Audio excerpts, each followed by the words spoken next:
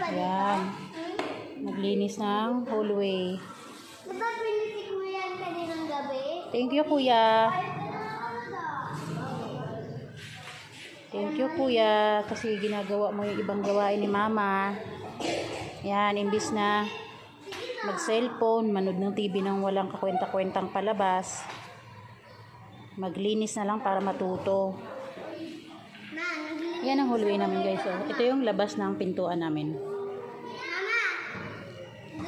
Yan. Diba? Ito yung hallway namin. Naman, ma. Sobrang dami, ma. Oh, parang ano na to eh. Parang mga zombie. Yan, maglinis na. Ayan. Ano pa? So, yan yung labas. Ayan. Ayan ang hallway namin. Ayan. Uy, Noah, wag ka nga dyan kasi si kuya malikabok. Malikabok, pumasok kasi si kuya nagwawalis. Tapos panin mo.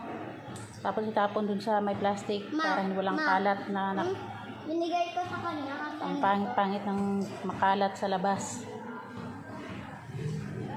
Ayusin mo sa pagwalis, ha.